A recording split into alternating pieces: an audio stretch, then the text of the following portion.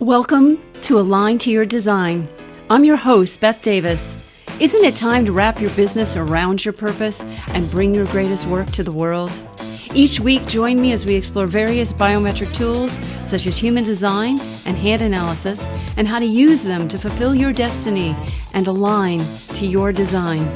We will reveal how to do the work you are designed to do rather than what you think you should do.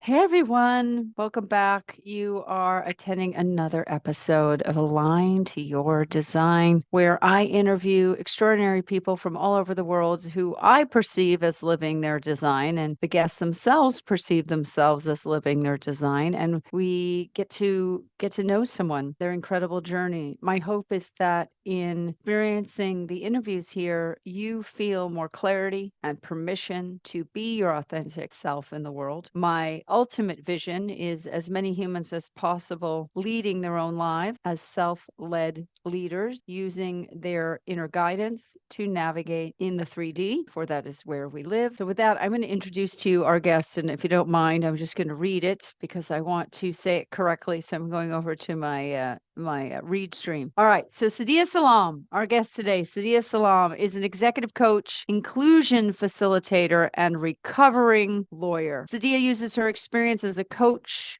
global team leader, and over 20 years as a senior corporate lawyer at an international law firm, Osborne Clarke, and as chief legal counsel to global management consultants Oliver Wyman, to support women and ethnically diverse leaders to progress at work and feel happy and fulfilled in and out of work. Sadia is passionate about helping women of color with great careers who are silently battling with their internal negative thoughts or feeling stuck or unfulfilled. And we're going to talk about that mindset today and its consequences and what to do about it. Sadia also supports organizations and majority group leaders to create inclusive cultures as the key to attracting and retaining diverse talent. Sadia is Welsh and of Bangladeshi heritage, and she lives in London with her husband and 2 children. Yes, she loves food, and she loves rugby. And with that, let's bring on Sadia Salam, who has a wonderful quote that I think we'll talk about today, which is this: speak from the scar, not from the wound. Speak from the scar, not from the wound. And with that, let's bring on our amazing guest, Ms. Sadia Salam. Welcome to Align to Your Design. Hey! Hey Beth, lovely to be here. So good to have you. So what made you decide to be a lawyer? You know, it was one of those things. I was having breakfast. I was about 15 or 16 years old at home, having breakfast. And my parents said to me, well, Sadia, law, accountancy, or medicine. And that was it. Of course, they're the only options in the world. So at the time, because obviously my parents were first generation to come to the UK from Bangladesh. And it was those 3 things. And actually, I couldn't do the sciences. So medicine and accountancy really were not an option for me. So I went for law. Secretly, I really enjoyed, I don't know if you remember, LA Law on TV. So that was one of the things I secretly really enjoyed. And that was it. It was like, well, they're my only options. I love LA Law, so I'm going to go for law. And how did you find it? I found it actually was great. I think for me, it opened up the world for me, in that I'd always been brought up to just work hard, get good grades, and just literally go on each step of the conveyor belt. That's what I was brought up to do. And I wasn't brought up to question. So that's what I did. And actually doing law really helped me get a good job, move to London, meet some fabulous people, do some fabulous work, and really allow me to kind of have the foundations to find myself and to create my own journey. So it was a great foundational part of my journey, and great experience, really great experience. So you say now you're a recovering lawyer. What are you recovering from? So many things. I think when you spend 20 years in anything, I think especially the law, it's such a, it's a profession. It's something that's quite tightly knit. It was really hard for me when I left to not, what do I call myself? I was so, who I was so entangled with being a lawyer. I wasn't really me. I was either a lawyer or something to do with law. So my recovery took me grieving for not being a lawyer anymore. So that real grieving process was something I'd worked so hard for to not do anymore. And actually, who was I? If I'm not a lawyer, who am I? What else do I know? Am I allowed to do anything other than law? Who gave me, had permission to be a lawyer I didn't have permission to be me. Mm. So that was part of my recovery, and really entangled with being a lawyer is being a perfectionist. I was a real perfectionist and still am, but in recovery. So that was all part of it. And actually just having that freedom to get up each day, think, how can I serve my clients? What can I do to serve more people? And just design my own day. That took some time to accept and embrace. So will you share with us how you would have scheduled your day as a lawyer, how you, the perfectionist, was able to get so much done? How did you do that? So it was pretty autopilot. It was packed. It would be get up early, got 2 children, so sort the kids out, nanny arrive, I head off to work. And on my journey to work,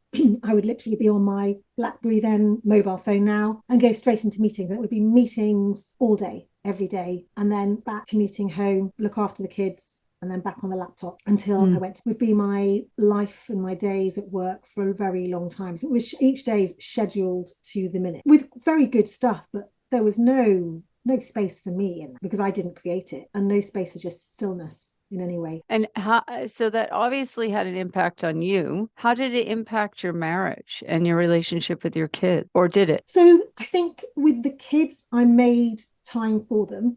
We had holiday time, always worked. And I always took my holidays off. The mornings in the bed, I was always there for bedtime. So I hope that was good time for them. But I was tired, so I probably did less things with them then than I do now, because I was pretty exhausted. With my husband, we were quite functional. We got to quite a functional stage, which didn't really work for us. We always got on, and we were a good unit, but it was more functional. There was no room for spontaneity, no room for let's just chill or let's do nothing unless we were on holiday. So it was quite highly strung, which isn't great in a relationship. And I was very much in superwoman mode, which I know my husband did not marry a super, didn't think he didn't really want that as his wife, really, not particularly romantic or loving or friendly. I was in superwoman mode. I'm gonna do this and this the whole time, and that that did lead to burnout. It was inevitable. Got stuff done, did lead to burnout. Did you have to do anything to repair the marriage? We did have some. We had a couple of sessions of counselling, which actually was enough for us. We only had 2 sessions, and that was enough because it made us focus on the connection between us and what we needed to do, because we'd forgotten about that. What is the connection between us, besides all the connections, family, but actually just between the 2 of us, and what do we like doing, and what are we going to prioritize together, and actually talking to each other. So we did have that reset a few years ago now, but it was really helpful, and that really helped us. But we actually now it's something we constantly have. We do constantly have to reset, with age daughter and all sorts of things going on, so we're constantly having to reset. But at least we have the tools now to be able to do that, and to be able to say, oh, let's pause, let's have that kind of conversation again. That's great. It sounds like the 2 of you have a very smooth connection. Yeah, we do. We also have our bumps, we know, but we know when we have our bumps, we know when we're there, and we're kind of, we're just in a bump right now. And that happens too. It's not always smooth. Right.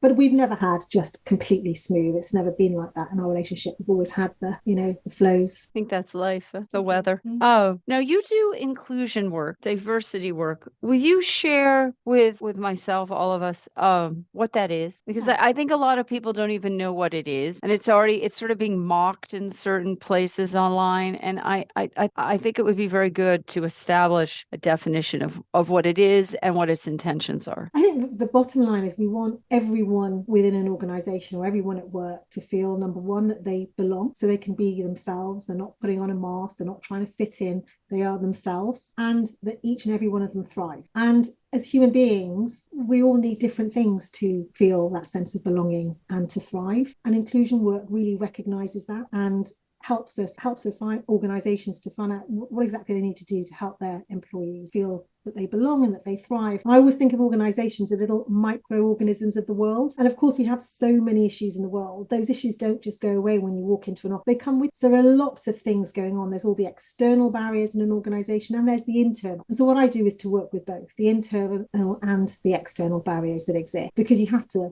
work with both. You can't just work with one part. It's all of it. So inclusion is about helping people to feel they belong, and that they can thrive. So giving them what they need. So that's what equity is, giving everybody what they need, not giving everybody the same thing, which is equality. You can give everybody the same thing, but actually different people need different things. Mm-hmm. Some people help than others. It's equity that we want rather than equality. So what I do is help organizations focus on a group of people that they want to help first, because it's not about one group being more important than the other. It's about, let's just focus on one and let's build from there. So it's really hard just to focus on every single person in an organization. straight off. It's really hard. So I focus on Black and ethnic minority talent. It's talent that I know more about as well. Mm-hmm. So I will go in and do focus groups to work out what's making them happy and what's stopping them from being happy, and create programs to address that for the organization, because there's lots of different things that the organizations can do. But I also work with the talent as well to say, and you mentioned it earlier, what is it for you? What's going up for you?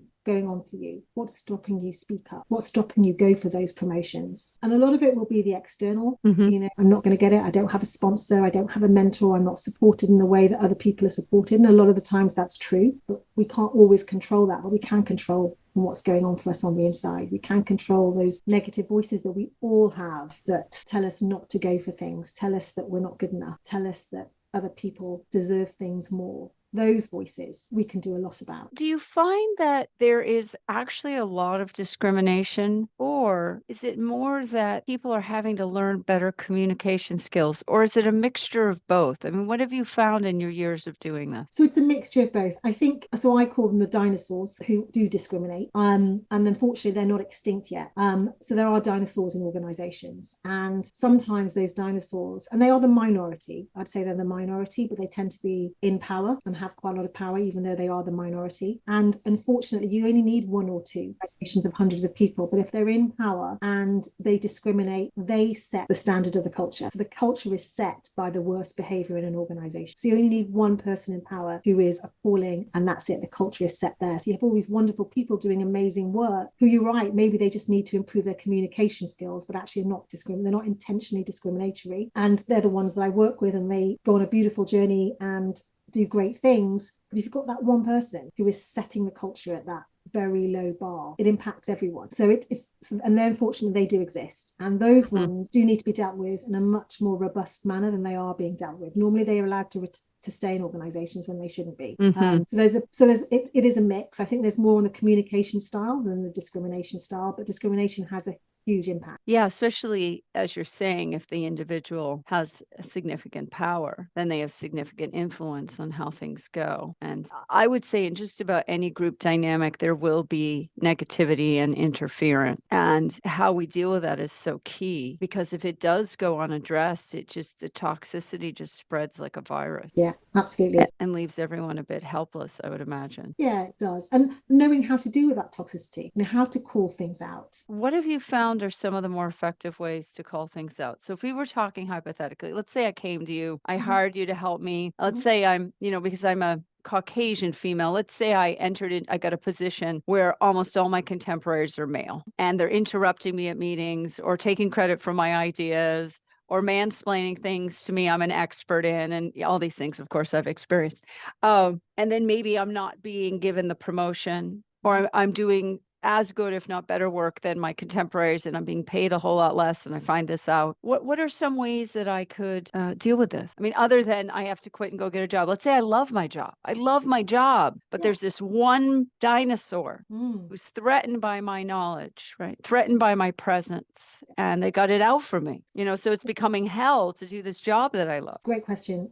There's a few things you can do. I think number one, as women, we have to remember we're not on our own, and it's not all right. There's nothing wrong with us. We're not broken, nothing to fix. We don't have to even fix them. It's not all on our shoulders. It's not just for us to do. Everybody wants an organization where we thrive. So we are supported, and it's finding that support. So having a mentor, having a sponsor, or having a colleague that you can talk to about these things, or going to an employee resource group, a women's network, finding your tribe, finding people that you can go to, talk about what's happened, because you don't want to keep that inside you, because it'll just keep going on and on. Talk to someone about it and get some support, because it might be that you don't have to speak to that dinosaur. It might be somebody else that will do that for you, but nobody can help you unless you share what's happening to you first. So find someone to trust to talk to about it. And sometimes you've got to build that relationship first, and that's okay, because there's no timing on this. It's not you've got to do it in the next 24 hours. Remember, you do it in your time when you're ready, but no, you're not alone. So I would definitely build up your tribe with a mentor, a sponsor, your allies. Who are the allies in the organization? Lots of organizations now have a list of allies and saying, here, we're here to support women. You can talk to them. That's an open invitation to talk to those So really talk to people and then decide, listen to them, hear what they've got to say, then you decide what you wanted to do. You want to speak to that dinosaur, or you want somebody else to speak on your behalf. Both are absolutely fine, but don't do it on your own. It's too much to do on your own. So get that help. When you're spoken over in meetings or people are rude to you in meetings, you can choose again to call it out yourself. So sometimes I will say, that's a really good point. Did anybody else hear me say that 2 minutes ago? Just checking we're all on the same page. So you can repeat back what's just happened in a really non-confrontational route, just what's happening. I'm noticing that I'm not able to finish when I'm speaking. I'd like to be able to finish when I speak, please. And just be really clear as to what you want to do. If you're in a position to do that, I don't mind doing that. But some people don't, and that's okay. When you finish the meeting, who held the meeting, who led the meeting, you can go back and feedback to them on how you found it. Because I think whoever forms a meeting, they're in charge of making sure everybody gets a chance to speak. So you could educate that person so they know for the next meeting. Because of course, when these things happen to you, you're educating somebody for the next time. It's not only going to help you, help others. Yeah, it's interesting. I'm so sensitive to those group dynamics, as I'm sure you are, having led so many groups. And, when I think of myself as a facilitator because I see other people as leaders. We're all leaders. Everyone's a leader. Some of the best ideas come from the person who just overheard the meeting. And I am recalling instances where I would say to the group, excuse me, so-and-so, please let her finish her point. And when that comes from whoever's facilitating, then everyone's on notice. Like, at least when they come to my meeting, they're not going to be able to pull their nonsense. They may do it in other meetings, and that person may decide, like you said, to not say anything. But I just love that you're bringing this up in such a concrete way, because I do think it's these. Well, you know better than I, working in the corporate world so much, both as a lawyer and a facilitator. Where do you see women shoot themselves in the foot the most? Where it's something that's within their control, but they choose not to do XYZ, or they do XYZ, and you see what I'm saying? I think it's one, not going for things. So not going for that strategic position, not going for the promotions because they think actually it's going to be more work, or they're not quite there yet, when actually they really are. And when they go there, they will just absolutely shine. So not going for things. And also when they do go for these senior positions, not leading in a way that's true for them, because they just feel that I've got there because of this way of working, because of being this way. I'm just going to keep going this way because it works, because they're often juggling so many different things. But actually, I'd love women to start pressing the pause button a bit more in their careers, in their lives, taking that time out for them to decide, how do I want to live? What is my path? What's the way forward for me? But you need to press the pause button to be able, and it actually doesn't take as long as people think it's going to take. People think, I need 6 months, I need a whole year. And actually, little bits each week, or having something in there that is my time, my pathway. How do I want to do things?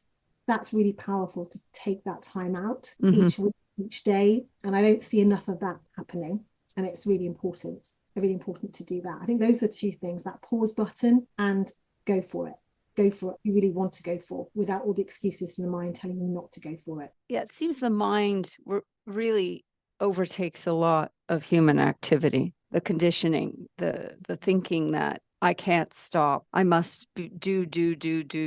What are some of the ways you've helped your clients pause? A couple of things. I'm a huge fan of journaling. So just changing that pattern. You asked me at the beginning, what was my day like as a lawyer? It was the same every day. So when you change the pattern, you change something. So getting up and just saying, no, I'm going to get up 10 minutes earlier, have coffee on my own and journal. So journaling to get all those thoughts out onto paper, and actually is really important. And also I'm making time for myself. I am prioritizing myself and asking yourself those important questions as to what you need. Do you need more water that day? Do you need that walk in the park? What do you need that day that's going to really refill your bucket? So I always say to my clients, they've all got to-do lists, but I always ask them, where are you on that to-do list? And they're just like, what do you mean, where am I? So where are you on the to-do list? Because if you're not number one on your to-do list, you're never going to think of yourself. So putting themselves number one on their to-do list, for me, is crucial. Journaling really helps on that, because you do that every day, and actually making time for yourself. I mentioned to you the other day that I'm rereading The Artist's Way by Julia Cameron, which I love. And I've read it before, and I've been through it, and I follow all the exercises, because even now I still need to do that, and I love it. And having that artist's date, that 1 hour every week, just for yourself to do something a bit different is huge. And if you think about it, and a whole week, you've got 1 hour to yourself and journaling in the morning, you think, what difference would that make? But it makes a huge difference. And that's a really huge start to really help with the mindset by getting all those thoughts out and actually prioritizing yourself. And then better decisions and opportunities emerge for the individual because they're more in touch with themselves. It seems to me, and you can tell me if you experience this, there are always opportunities waiting in the field for us to pluck. And yet, until we're open enough, we don't see them. Do you think that that is correct, or is that just privilege talking? I wonder sometimes. I think you're correct. I think there are some people, due to their privilege, will always get certain things. That's that's something to be worked on. But I think it's still the case that when you are more connected, when you make time for yourself, you have more energy. So you have more energy to go out for coffee with somebody, stop somebody in the corridor and actually have a proper conversation with them. And it's a different conversation, because when you're more relaxed and when you're shining, when you're alive, when you're your usual, happy self, that'll spark something in them and they'll remember you for something. And the conversation's very different. It's not functional. It's, how are you? Oh gosh, actually, I'm working on this right now. Do you want to come along? You spark things out, happy, shining. You spark things in others. They see you. The opportunities come to you more. You'll go to that networking event. You'll go to the cinema. You'll go to the theatre. You'll bump into somebody. All these things happen when we look after ourselves and we start with ourselves first. And the opportunities are there exactly as you say, but we're more open to them and more visible to those opportunities when we look after ourselves first. Right. When we look after ourselves, we have a different vibrational energy. People pick up on that. They want to get closer to us rather than further away. It reminds me of something that happened today. I was on a call and there was a new member in one of our groups, and this woman came on and she was sharing about, where am I going and what am I doing? And as she and I were talking, I thought of someone that I had recently met. And I thought, oh, those two ought to connect. Now, that person I want to connect her with, this gentleman, it's unlikely he would have come into my mind had she not been willing to be vulnerable about her desire for a change, right? Like if she was like, oh, I'm good, and oh, I just want to look at this thing. And right, she kind of didn't want to take up space, but she was willing to take up space. And so I was then able to scan through my own internal mental Rolodex and pull out the card. What do you envision in your ideal world if you were on the planning committee for the new Eden, as our current civilization is it just feels like it's dissolving like dust in one of those sci-fi movies. It's just being blown away, dust in the wind. So it feels like dust in the wind. So as that civilization just blows away like dust in the wind, and we imagine building this new Eden, from your perspective, Sadia, what are your thoughts? What are your visions? My vision is different type of leadership. So not the hierarchical leadership, but where everyone is a leader. And the leaders that have to navigate us and help us more and steer the ship more, but with everybody coming along with them, I'd love that leadership to be a lot more diverse, not just diverse in gender, but diverse in race, in everything, a lot more diverse. So you have more people getting there, but also working together, because we know when you've got, and it's all the data's there, when you have more diversity at the top, you have more profitable, more productive businesses, which is good for everybody. And in the world, when we have more people that are diverse at the top, they're going to think about the world more in a very different way. They're going to think about all the people in the world, not just certain small groups. And when you have more diversity steering the ship, you know it's going to help climate change. It's going to help all the things in the world that we really need to help with the world. And that's what I would like to see in Eden, is the right leadership.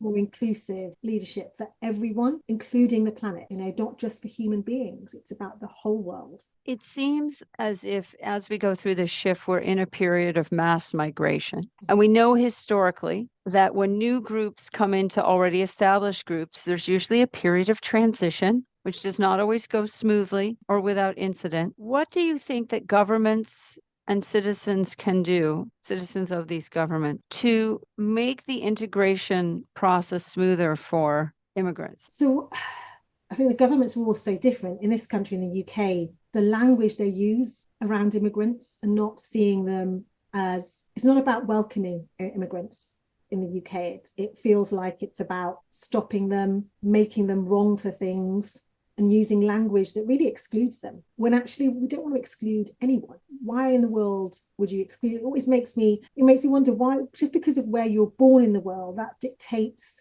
where you live, the rights you have, what kind of human life you can have. When can't we all have the best human life? We're all humans of the world, but that each government doesn't see it that way. So what can governments do for immigrants? Actually, number one, see them as human beings, see them and form a relationship with human beings. What do they need? Can the country provide it? What's the country going to get from them? The United Kingdom has been built as a country, as many countries are, from the work of immigrants. Mm-hmm. As the whole world has been built. We're all immigrants. We've all traveled. It's a natural thing. We are all immigrants. That's right.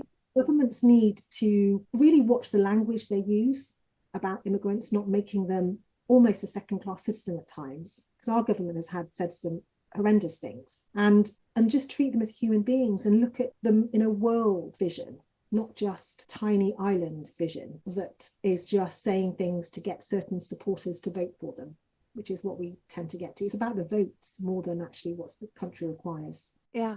Well, it seems that, to me, that seems so logical and correct, that we are all citizens of one planet. We're part of the human family. We all originate from Africa. We've all spread out all over the world, and we have different appearances, at least superficially, because of our environments that we evolve from, right? The conditions really of the environment determine our appearance, which is so interesting. And yet there still seems to be, although it's being exposed, a lot of slavery of people. And I'm wondering, and this may be a bridge too far, so stop me if it is, but what have you found in doing the work that you do around diversity and equity and inclusion? Because it's gotten a bad rap, mostly among white males. Let's be real. No offense to the white males, but they're the ones having the hardest time with this. I'm like, well, maybe it wouldn't be so hard if you treated them like an equal and found out what was going on. We might have more solutions. But that aside, what is the construct or constructs that you've seen that cause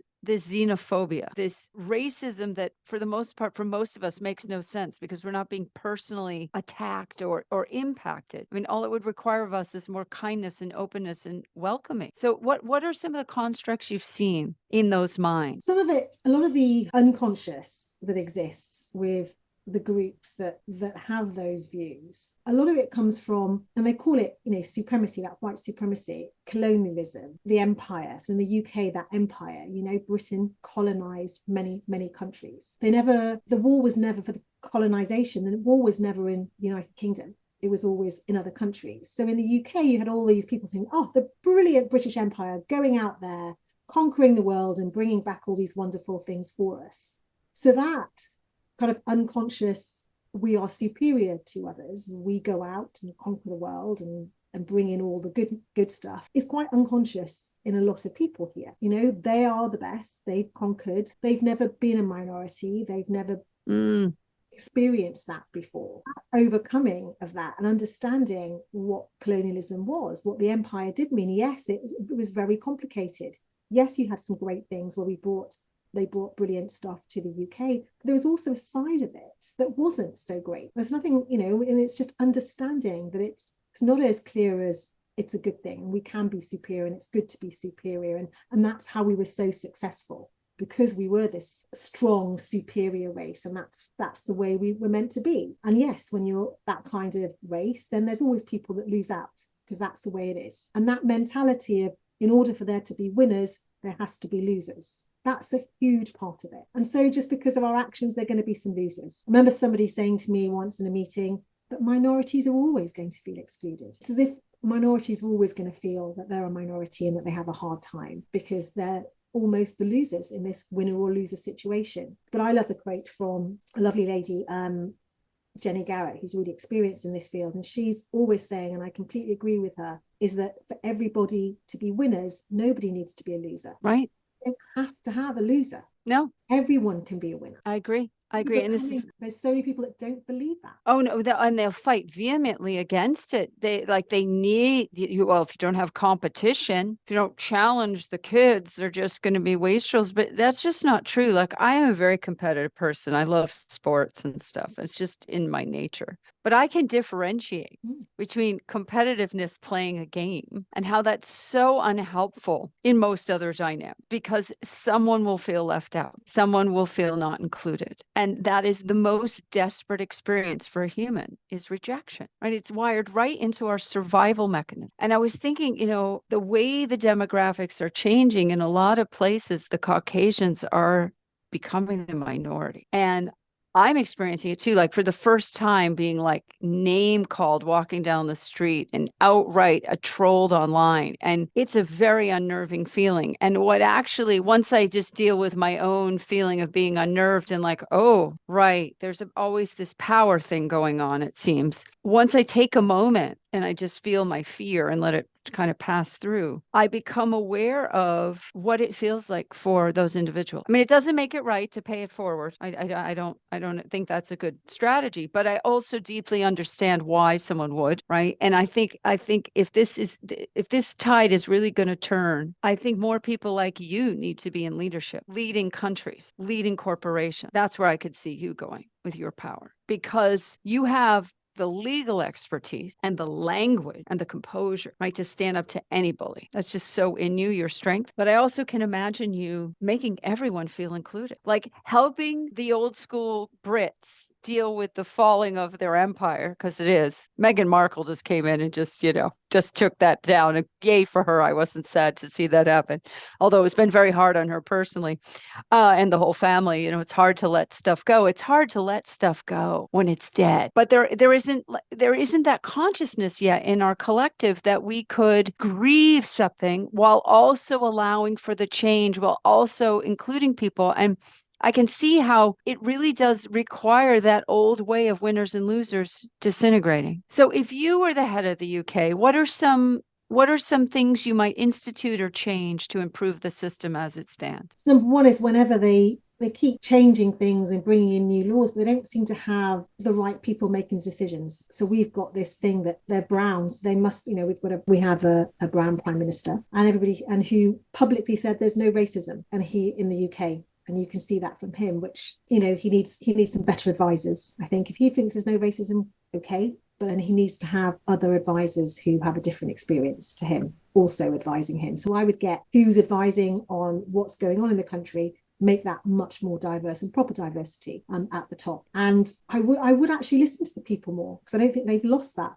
They've lost the ability to listen to the people, and they're really out of touch, which is a real shame, because you've got some really great stuff going on in the UK as well. Yeah. But they're not listening. And it's all about keeping certain members of a party that is outdated happy. It's all it's about. So I would just, quite frankly, get rid of that party and come up with some new parties and some new leadership. Completely new set of politics in the UK is what we need. Yeah. We need new parties and new leadership fit for purpose. Say that last part again. Nothing that we currently have is fit for purpose anymore in the country. No, it isn't fit for purpose. We have the same issue here in the States. I mean, it really seems to be happening worldwide, right? Like the nations of Africa, the women are standing up and saying, no, we don't want to be genitally mutilated anymore. Thanks. And, people are saying we don't want to be enslaved for $2 a day. So you have these huge uprisings, right? And then the leadership, the crusty old leadership is not only hanging on to something they're not going to be able to hang on to, it's going to fall apart fully, but they're using the dirtiest bully playground tactics. I mean, they're so crude. Like for that example, that gentleman standing up and saying there is no racism. To me, as soon as you said it, it sounded like either bad advice, like someone saying to him, man, if you just get up there and say there's no racism, we'll start a new trend. But it doesn't address reality, which of course there's still racism, right?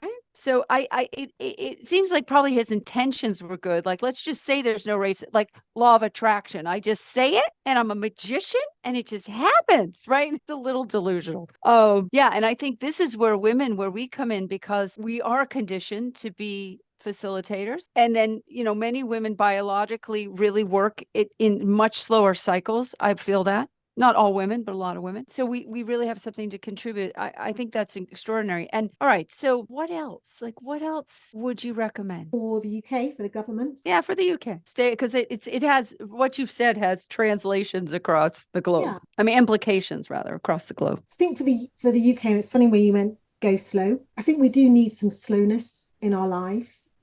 which has not been encouraged to date. Slowness for ourselves. Mental health is at its all-time worst and getting worse. Why is that happening? And I think the fast pace that we have isn't helping everyone. And we're not looking out for each other in the way that we used to. So communities, it's actually, we're going back to basics. And in some ways, I really embrace that. And I really like the fact that we're going back to basics because we've got so much more knowledge and support now to be able to build something better. But nobody wants to go back to basics. I actually think we need to go back to basics with ourselves first. Each of us start with ourselves first. Let's go back to our own basics. We all have a bucket to fill or a battery that we have to refill every day. We've got to recharge our battery every single day. It doesn't just happen. We've got to plug it in. We've got to stop and plug it in and understand what we need to recharge our own batteries. We're constantly giving our batteries to other people and saying, charge it for us. You sort out my battery, then give it back to me. There's a lot of that. We give everything away and we just say, look, it's over to you to solve. Off you go. Solve it, give it back to me. And I'm just going to sit here scrolling until you do. We're actually taking our power back. It's like it's our battery.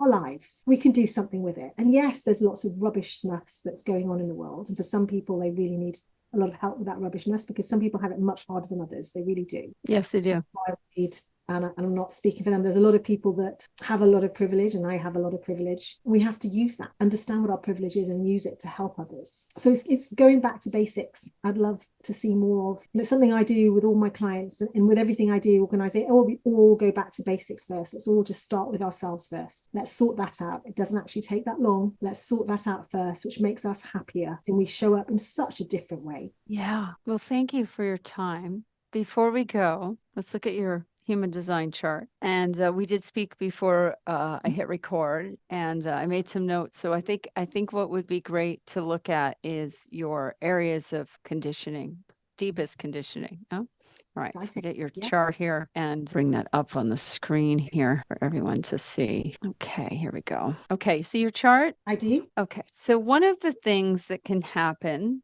in a chart is it can have splits. And the splits are where there's an area of defined centers that's not connected to another area of defined centers. And for people watching this who are new to human design, a center is one of these geometric shapes. So the human design body graph has 9 centers, and you have an undefined head because there's one hanging gate. And then you've got an open ajna, which is the neocortex. Your throat's defined, your will is defined, your solar plexus is defined, your sacral, your root, and your spleen are defined. Your G center is undefined. So what occurs is when a full channel like this 4816 connects the spleen, gate 48 up to gate 16, you have a channel. And whenever you have even one channel, the centers on either end will become defined. They'll become activated, essentially. When we look at anyone's body graph, we're looking at a circuit board of your energy and how your energy moves. That's what this shows. And so what happens for you, your energy, is you've got a defined root and you have 3 gates, and one of them connects up to the solar plexus here. However, this area of definition, the solar plexus and the root, is not connected to the other areas of definition. Primarily, the energy will come into your body through your adrenaline system or adrenals, which is what the root essentially represents. And there's 9 gates. There are 9 types of fuel. And the fuel comes in, and at gate, I'll just go through these gates and then we will come to the connecting gates. So it comes into gate 53, which is on the personality side, and you have it in Saturn, right? 53 in Saturn. Saturn is the lawyer. Actually, no, Saturn isn't the lawyer. Jupiter's the lawyer. Venus makes the law. She's the one that helps you decide what feels right. Like what's the most ethical thing. So Venus makes the law, and then Jupiter's the lawyer, and then Saturn's the judge. That's how those energies work, right? So your judge is what's the foundation to start something new, because 53 is about starting a new cycle for the collective. So inherently, you came in as a being to start something new. That is what you're about. And it may be something you don't see the completion of. It could take centuries. You could start something that might go on for thousands of years before it completes. You don't know, but you don't need to know because you don't have the other side of the channel, the 42, which would connect you to this other area of definition, right? So one of the things that could happen for you when this fuel comes in is it starts looking for, what am I supposed to finish? What do I have to finish? What do I have to finish? You can become obsessed with finishing. And it's really helpful for you to understand that you're the fire starter, not the finisher. This is quite humorous to me because I have gate 42 and I don't have gate 53. So we're reversed. And I had spent most of my life up until discovering human design trying to start new things all the time. And you can imagine I got buried. I still have that tendency. I have to really watch it to not get excited and try and start new things because it's the conditioning. And so I can see this latter part of my life is actually about tying things up. I mean, finishing them. And so I've been looking at what do I really need to finish? Oh, Beth, maybe you ought to read that book you've been carrying around for 30 years and finish it. Right. So that's what I've been looking at. Like, what have I been carrying I need to finish? For you, it's not getting caught up in the perfectionism of finishing, rather understanding that because of the way your energy runs in all interactions, you're there to get things started. You're there essentially to plant seeds, but you don't have to be the one that makes sure that the sunlight comes in and that it's watered and all of that. You just get people to a place where they're ready for the next thing, which it really is what you do, right? Getting them ready to take on that new level of the work. And then they can always come back to you, but you're not the one that has to see something to the end. So 53 works to either start something completely new or to help someone go to that next level, okay? So that hopefully will be a load off. Now, the other way you could connect is through gate 52, which you don't have, but you have gate 9 and you have it multiple times, right? So, and you have it in Neptune, right? You have gate 9 in Neptune there, and then in your north node. Okay. So 9 is the ability to focus. No shocker there. You're very good at focusing. And line 1 is the foundation of the focus. What are we focusing on? And line 6 is the top. So you've got the bottom of the hexagram and the top, or gate 9, or hexagram 9, meaning you're the alpha and the omega when it comes to focus. So when you are given a task, you're the person that will finish the task. And as long as those tasks are geared towards gate 53, initiating things, you're in a great place. So it wouldn't be ideal to say to you, can you write a summary on this whole project? Because you'd be bound to say something maybe along the lines of, well, I worked with 6 people at the beginning of this project and I helped launch them into the project, but then I moved on to other projects once they were launched. So no, I'm not the person to write the summary. Go ask so-and-so, they have gate 42, right? So there's that. So you want to be sure that anything you're focused on is in that process of initiation task-wise rather than completion of the project. But certainly anything put in front of you, you can finish. And this inherently can create a dilemma where you're looking for the ability to sit still, gate 52, which you don't have. And what this may mean for you is that you need to focus in spurt. You're not necessarily going to get long stretches because of the nature of your life to be focused. It's like you said, 10 minutes of journaling in the morning, an hour a week. That's perfect for you because of your design. It's like, I'll take what I can get and I'll make sure I get it because I've scheduled it. But it's not necessarily, oh, I go every 2 months for a 10-day silent meditation retreat, because you'd probably go out of your mind. You'd be thinking of all these things that need to get done, right? Initiated, really. So those are 2 places where suddenly the root here becomes connected to this other area of definition, which is a pretty significant area.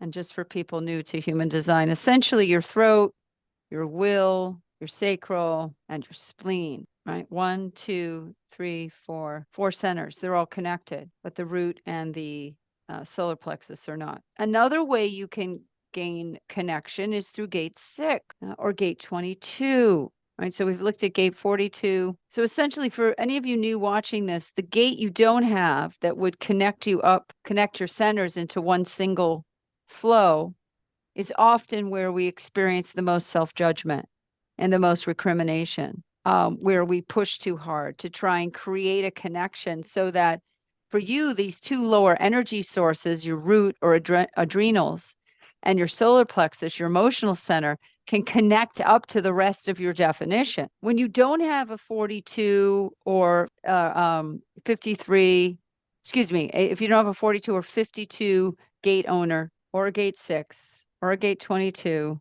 right, or a gate 49.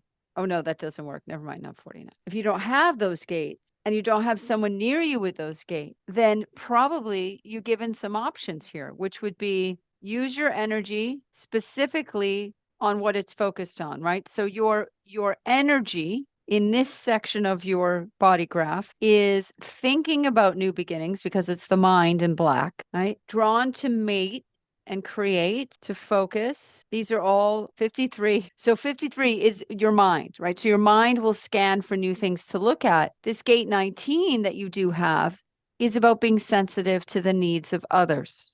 And it's in red, so it's unconscious and instinctive in you to do it. And then you have gate 39, provocation, gate 55, the abundance of spirit. So you're here to provoke people's spirit. And then gate 36 is helping people in crisis. So the thing is, your body, because this isn't connected up to your throat like this other area of definition, it's something you're going to feel in your body, right? You're going to feel a deep sensitivity to people in need, right? To people struggling, which makes sense with the work you do. You very much want to provoke their spirit, which is provoke their emotional awakening so they're in tune. And of course, they're going to come to you in crisis. And all of this is happening automatically wherever you go. It's just built in. When you meet someone that has the 42 or the 52, right, or the 6 or the 22, I think those are the only ones, aren't they? Yeah. You get connection. Also the 58, right, or the 38. Those will connect everything as well. And you don't need, obviously, if someone has the whole channel, you'll get connection, but these connect you here, here. All right. So just to review, you may find you're searching for completion, gate 42. You may find you're searching for 52, stillness. You may find you are restlessly searching for harmony, 8-6, 22, feeling like you always have to be the hostess. You always have to be the gracious one. You always have to be composed. You always have to look right, sound right. Another place for perfectionism to show up. You always have to be happy. 58. Yeah, you always have to be joyful. Can't be in a bad mood. Obviously, I'm being facetious. And then 38 is the fuel to fight for your purpose. Well, you know you have a purpose, but you have to fight for it. All right, so that's what? 1, 2, 3, 4, 5, 6. 6 bridging gates are potentialities here. And any one of them can mislead you. And what typically happens is when we start spinning mentally, where we experience the most conditioning will kick in. It will kick in. And what happens when you have any of these connecting gates that essentially bridge your split, it's called, right? They're bridging gates. When you meet people that bridge them, there's going to be a feeling of wholeness in the presence of those people, like a sense where your mind might go quiet, or you find that you're not nervous anymore, or suddenly you're able to finish something you haven't been able to finish, or you're able to more easily create harmony when there's friction. Any of those things can occur, right? Any of those things can occur. Also, I think you mentioned, yes, gate 35 will also bridge the split. So you have a lot of opportunities here where it gets bridged. And 35 is about progress. So you might feel that you have to make progress or it's not making a difference. And that's not really for you to judge. Once I realized my bridging gates, I really got to see my conditioning, because they're the places I judge myself the most harshly, and it's not productive. Be good to have known this as a child. Yeah, absolutely. Okay. Any questions about this? No, other than I absolutely love it, because all of the things you mentioned there, that conditioning, I put so much pressure on myself to finish things, to make progress, to harmonize. It's almost as if I created my own purpose without knowing from doing those things, but it doesn't feel aligned. It's hard. It's not, even though I'm pushing myself to do those things. And what I've learned through your beautiful guidance and human design is when we learn the other side, I know why I do it, but I know what else I can do now. And when you do the what else, and know that it's not just you, that really helps. It helps you to do the opposite. Well, I have 4 primary bridging gates. I won't go into what they all are, but just the themes have to do with physical power, knowing my direction, loving my body, and universal love. And what's so interesting is I actually have a very broad connection to those energies, like a loving connection to those energies. And yet, because they bridge my split, they're the places when I'm under stress, I start doubting myself. Oh my gosh, what's my direction? Oh, my body, my body, my body. And it's not a good use of my energy to actually fixate on my body, like hardly at all. Like I just need to feed it right and move it, and my body's just thrilled. But I don't need to like give it excess attention. So it's been very, very powerful to see how much energy has gone into trying, in a way, you and I and others with a split, internally trying to bridge that split, not even knowing that it was something that we inherently don't have activated. It'll be activated when the transit comes through, right? It can be activated by other people. And that's how we get to experience it.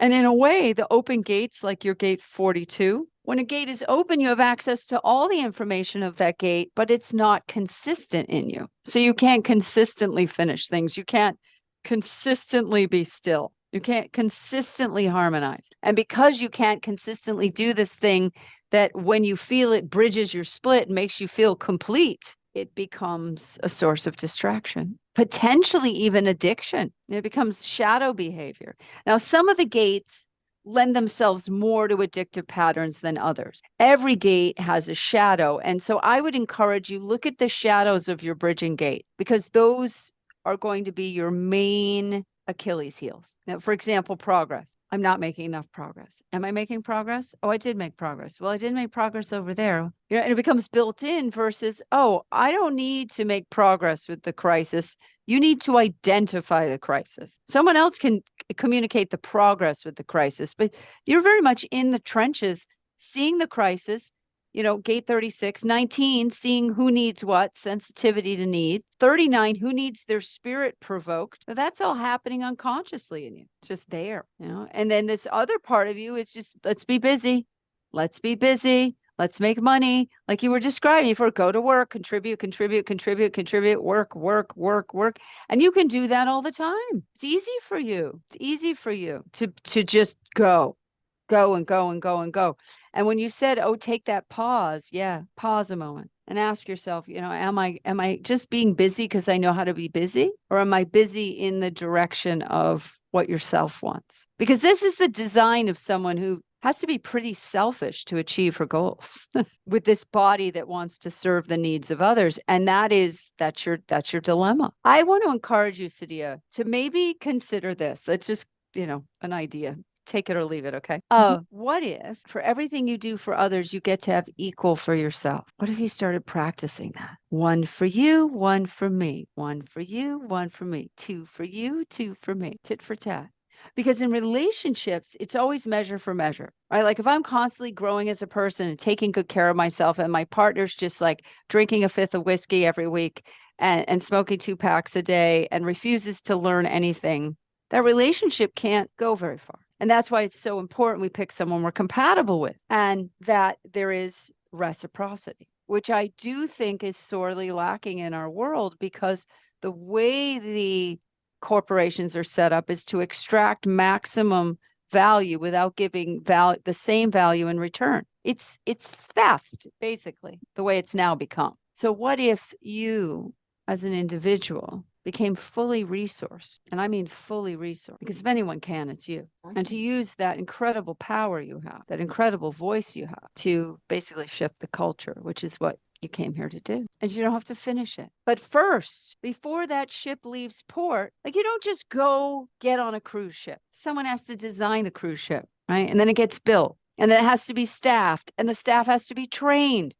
and on and on and on before it can even go on its maiden voyage. You're that person that prepares the ship and receives the honor of cutting the ribbon, hitting the bow with the bottle, because you're the person who's part of all that behind the scenes stuff that most people don't even think about to even get the boat going in the right direction. So I want you to envision your life that way, that you're the one that sets people on a bigger voyage. They get to move up from, if they want to. Maybe they learn how to sail their sunfish, but maybe they want to do workshops on a cruise ship. Doesn't really matter. But you're the person that can help the individual, the teams within that organization, and the organization itself to actually set up initiatives that don't sink. And the reason the boat would sink, or the people like the Titanic, right? They had hubris. So they didn't have enough lifeboat, which then taught us a very important lesson about safety. But if you'd been on that project, I don't even think that boat would have hit an iceberg, you see, because you would have already thought it through. Oh, we have to be careful of the route. It's winter. We probably should take the southern route. We don't have enough lifeboats. There's no way I'm signing off on this until we have enough lifeboats. We need extra lifeboats. We need actually to train all the passengers. Another step, right? And you see the airlines do this really, really well. All that goes into just the preparation for getting on the plane. So you get people on the ship, you get them on the plane, and you get them on the right ship, on the right plane. You get them going in the right direction. And as long as you don't feel responsible for carrying them up the mountain, you're good. There are people that have chart where they are Sherpas and they are carrying people up the mountain. That is not you. You're not here to solve the revolution. You're here to help people figure out what revolution they want to fight for or not fight for, as the case may be, right? Peace for.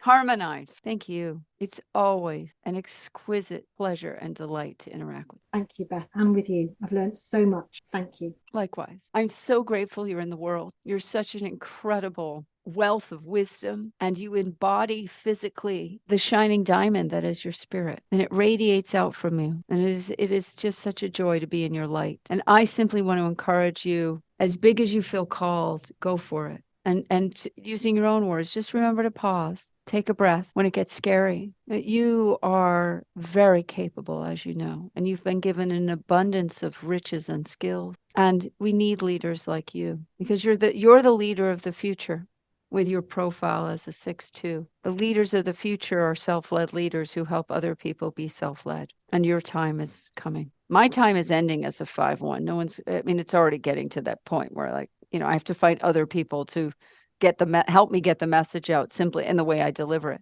because people don't want to listen anymore to a bossy person. They want to be empowered. So we all have our place. Your time is arriving, and I would encourage you, just get it ready. That's all you ever have to do is be prepared and then prepare the other. You're like an outdoor survival instructor, only it's indoor survival, right? You're corporate survival strategist. We want you to get from surviving to thriving to soaring. Thank you again. Thank you, Beth, for everything. You're welcome, and I'll see you soon. Thank you, Beth.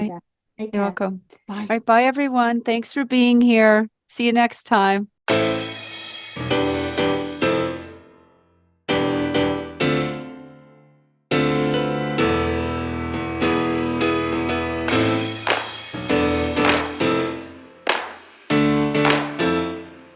I hope you enjoyed this episode of Align to Your Design. If you did, please grab my free report, Business by Design, at yourpurpose.com, and then join our Facebook group, Align to Your Design. See you next time.